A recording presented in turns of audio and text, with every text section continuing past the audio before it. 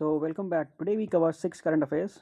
So let's stay sharp and relevant and exam ready. Right? Let's go.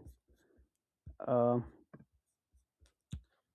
so the SC Constitutional Bench on DPDP Act. Right? The Supreme Court has constituted a constitutional bench to examine the challenges to the Digital Personal Data Protection Act 2023. So the petitions argue that the act dilutes transparency under the RTA Act and creates conflicts with the constitutional rights. Right? Now, why it matters? Because let me break this down. Fundamental right versus the privacy conflict. The Right to Information Act, it flows from Article 19(1)(a), which guarantees freedom of speech and expression. Now, the RTA Act 2005 operationalizes this right by allowing citizens to access government information. The DPDP Act brings strong privacy protections based on Puttaswamy judgment, where the Supreme Court in 2017 recognized privacy as a fundamental right. Right. So the Data Protection Board independence. It is about the DPDP Act that creates a data protection board that will handle complaints about the privacy violations. And critics argue that the board lacks independence because its members are government appointed, unlike the EU's GDPR model, where data authorities have constitutional autonomy. All right, keep this in mind. So the Article 19 versus Puttaswamy judgment, which is this is again a classic fundamental rights conflict, where Article 19 enables transparency and accountability through information access. The Puttaswamy ruling protects individual privacy and data dignity. The constitutional bench will decide where to draw the line between these two competing fundamental rights. Right. So we must understand the constitutional bench is like five or more SC judges hearing matters involving substantial constitutional interpretation, and then DPDP Act 2023, which is India's first comprehensive law regulating collection, storage, and processing of personal data. Data fiduciary is any entity that decides the purpose and means of processing personal data. Article 91A, uh, constitutional provision guaranteeing freedom of speech and expression to all citizens and right to privacy is a fundamental right recognized by Supreme Court in Justice K.S. Puttaswamy versus Union of India. Right. And the Puttaswamy judgment, which is landmark 2017 Supreme Court ruling declaring privacy a fundamental right under Article 21. Let's move on to the next one, which is Gujarat Night Shift Women Bill. Again, important news. Gujarat Assembly has passed a bill allowing women to work night shift in factories. This overrides the Factories Act 1948, which restricts women's working hours between 6 p.m. and 6 a.m. for safety reasons. Now, this matters because gender justice in workspace, right? The Factories Act, Section 66 restriction was originally paternalistic. Now, the assumption was women need protection from night work, but modern gender justice uh, principles argue that protective discrimination actually limits women's economic opportunities. Banning night shifts means women lose access to higher paying shift work and career advancement in manufacturing sectors. In Factory Act 1948 restrictions, right? Section 66 of the Factories Act prohibits women from working between 7 p.m. and 6 a.m. without state government permission. Now, this was designed for physical safety during the industrial revolution era. Several states, like including Karnataka, Maharashtra, and Haryana, have already amended this to allow women's night shift with safety conditions. Right. Then the safety versus employment debate, which is the co-tension, it is about protection and agency. Opponents argue night shifts expose women to greater safety risk, especially in India's context where public transport and workplace safety infrastructure is weak. Proponents argue that instead of banning women from working, the state should improve safety, better transport, CCTV cameras, compliance with the Vishaka guidelines for workplace harassment. All right. So, Factories Act 948, which is a central legislation regulating labor conditions in factories, and the night shift ban, which is the restriction under Section 66 of the Factories Act, preventing women from working night hours.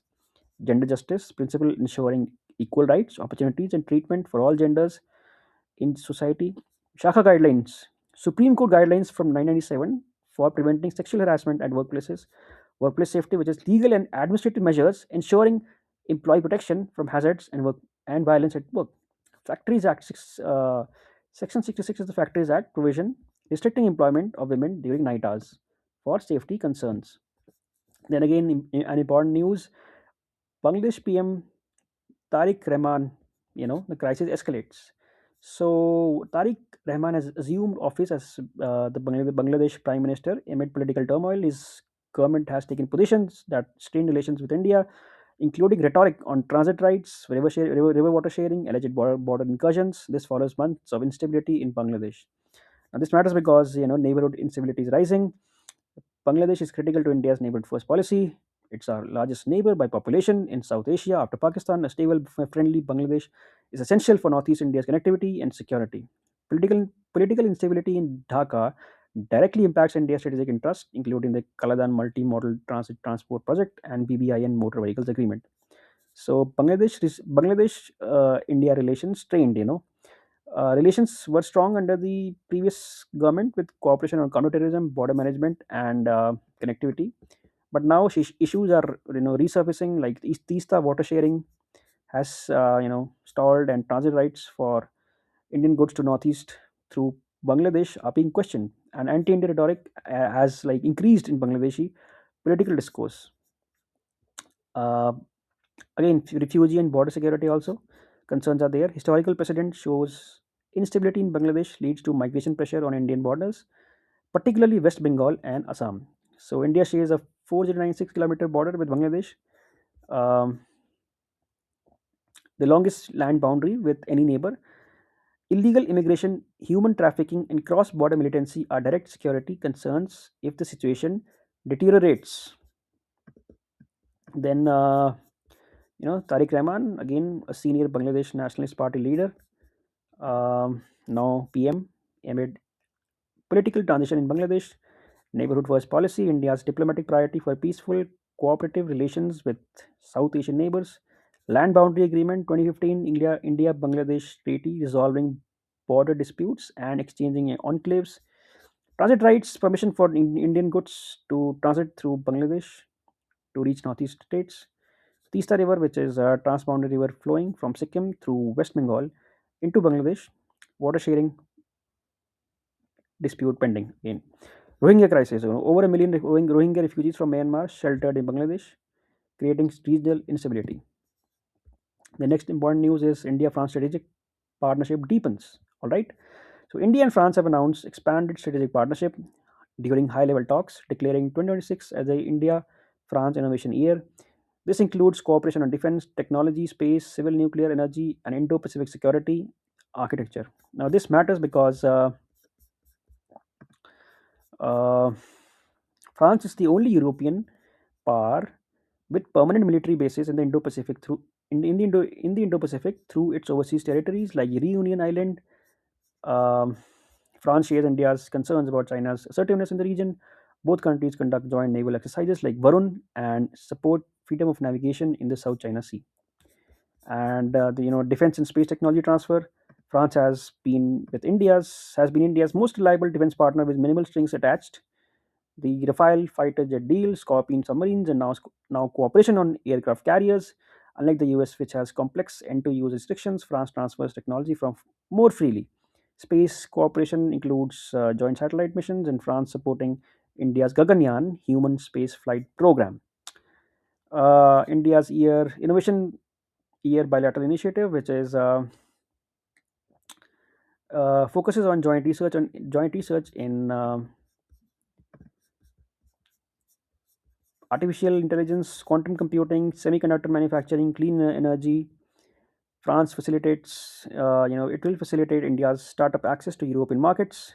This connects to India's strategy of reducing dependence on Chinese technology while building high tech manufacturing capacity. All right.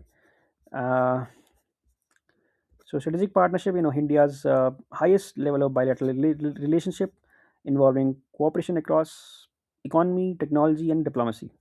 Then the Rafale deal, which is India's purchase of 36 fighter jets from France, operationalized since 2020. The Quad Plus, which is proposed expansion of India, US, Japan, Australia, grouping with partners like France for uh, Indo-Pacific security.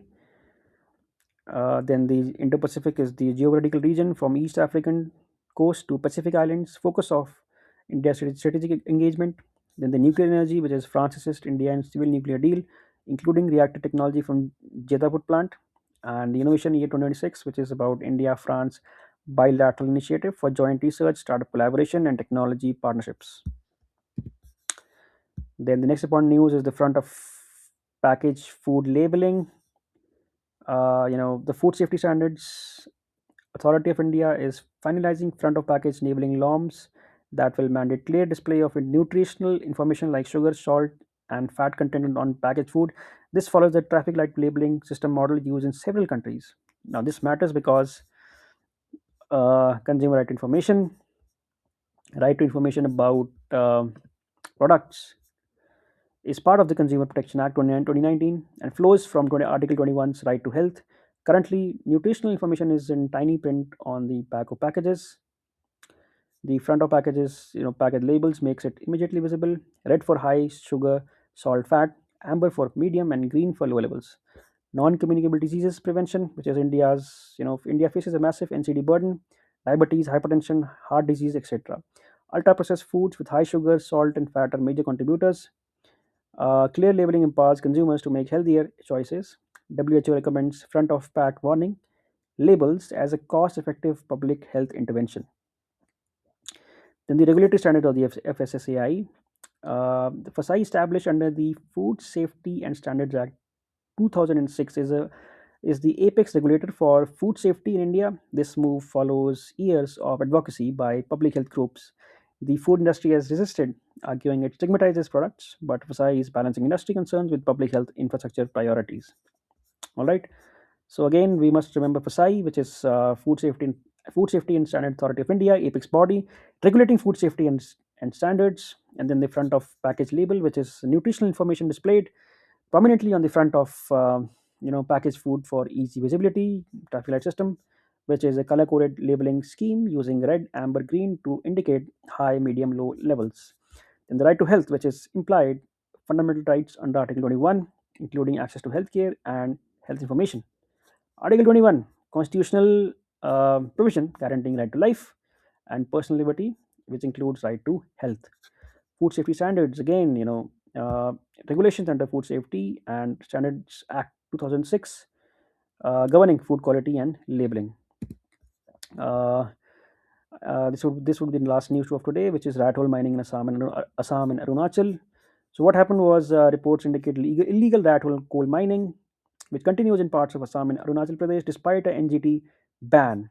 Now, in, uh, rat hole mining involves digging narrow tunnels to extract coal, extremely dangerous and environmentally destructive. Now, it matters because illegal coal extraction, it is continuing. Even after the rat hole mining was banned by NGT in 2014 after the Meghalaya mine accident where 50 miners were trapped and died. The ban covers all northeastern states. Despite this, mining continues because enforcement is weak and economic incentives are strong in coal-rich areas where alternative livelihoods, are limited. Now, environmental degradation and safety. So the rattle mines are dug without safety measures, no ventilation, no structural support. Collapses are frequent and fatal. Environmentally, they cause land subsidence, water contamination, and deforestation. The mines bypass environmental clearance and norms, so which are required under the Mines and Minerals Act 1957. Then after the 2018 Meghalaya tragedy, where miners were trapped in flooded illegal mines, the Supreme Court directed strict enforcement of the NGT ban. The court noted that illegal mining continues because state governments lack the political will to act against local mining mafias and because India's production doesn't meet the local demand. All right. So important keywords are rat hole mining, which is a dangerous illegal coal extraction method using narrow tunnels dug manually without safety measures. National Green Tribunal, which is a specialized environmental court established in 2010 to handle ecological disputes and enforce laws. Coal India, government-owned coal mining company, world's largest coal producer, holds monopoly in most areas. Meghalaya mine accident, 2018 incident where 15 miners died in flooded illegal mine in Meghalaya. Mines Act 1952 settled legislation regulating mining operations, safety standards, and labor conditions in mines. EC, environment clearance, which is mandatory approval required before starting mining projects under the EIA notification. That's it today. That's it for today. Stay consistent, stay sharp. See you tomorrow. Thank you.